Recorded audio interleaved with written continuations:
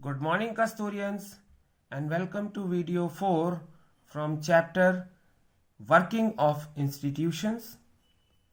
In this video, we are going to discuss about the political and permanent executives, in which we will see the powers of permanent and political executive, including the Prime Minister, the President, the Council of Ministers, and the powers of the Cabinet.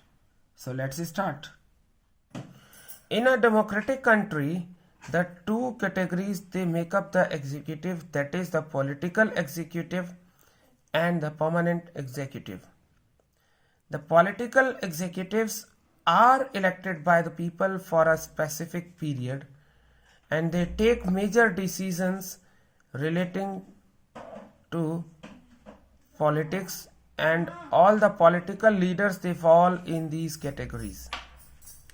Whereas the permanent executives are appointed on a long-term basis, they are also known as the civil servants, and they remain in office even when the ruling party changes, and they work under the political executive and assist them for carrying out daily administration. The powers of permanent and political executives, when compared, it is found that the political executive has more power than the permanent executive, because the political executive is elected by the people, and in a democracy the will of people is supreme. So the political executive exercise the will of the people on their behalf, and they are answerable to the people for all consequences of their decisions. The permanent executives are more educated and have expertise on the subject of ministry. For instance, an advisor of the finance ministry knows more about economics than the finance minister, but still the decision of the finance minister is considered the final one, and the political executive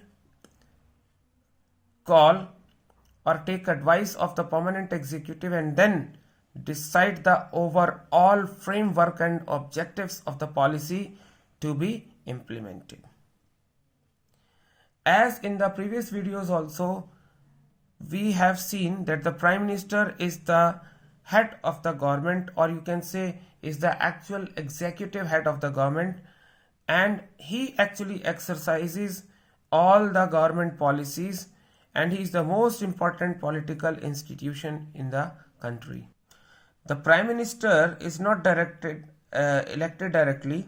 It is the President who appoints the leader of the majority party or the coalition party that commands a majority in the Lok Sabha as a Prime Minister.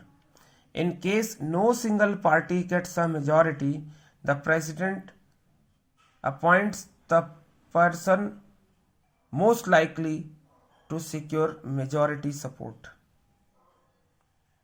For any decision or action of the Cabinet, the Council of Ministers, the Prime Minister is responsible, and the Council of Ministers is also held collectively responsible.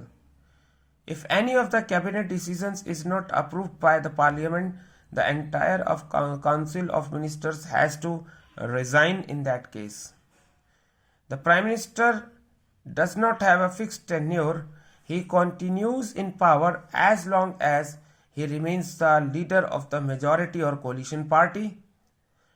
The Prime Minister has wide-ranging powers, like on the advice of the Prime Minister, the cabinet ministers are appointed, so he plays a key role in the appointment of his cabinet ministers, and the Prime Minister is free to choose ministers as long as they are members of parliament. The Prime Minister chairs and takes most of the decisions in the cabinet meetings, and the work of different departments are coordinated along with his decisions and they are final in case disagreement arise between the departments. The general supervision of different ministries and all ministers who are working under the leadership. So, the Prime Minister exercises general power in that case and general supervision in that case. The work to the ministers is distributed and redistributed by the Prime Minister only, and he also has the power to dismiss ministers. When Prime Minister quits, the entire ministry quits.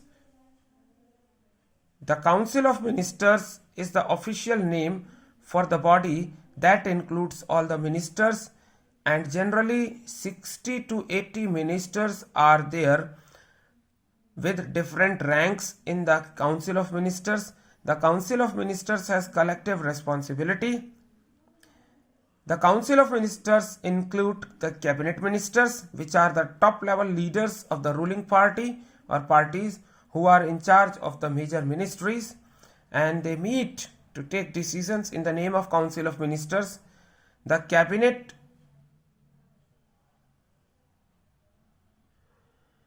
The Council of Ministers are usually top level leaders of the ruling party, which are known as the cabinet ministers, and they are in charge of the major ministries.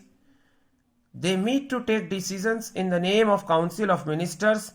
The cabinet is actually the inner ring of the Council of Ministers, and generally it comprises of around 20 ministers. Apart from the cabinet ministers, there are ministers of state with independent charge who are usually in charge of smaller ministries, and they participate in the cabinet meeting only when they are specially invited. These ministers of states, they are attached to and required to assist the cabinet ministers. After the appointment of the Prime Minister, the President appoints the Council of Ministers on the advice of the Prime Minister, and they are usually from the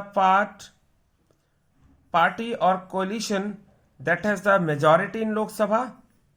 But sometimes a person who is not a member of parliament can also become a minister, but such a person has to get elected to any of the houses of parliament within 6 months of his appointment as a minister. This cabinet of ministers, since it is not practical for all the ministers to meet regularly and discuss everything, so the decisions are taken in the cabinet meetings, and that is why this parliamentary democracy in most countries is also known as the cabinet form of government. Thank you and have a nice day. That's all we have in this video.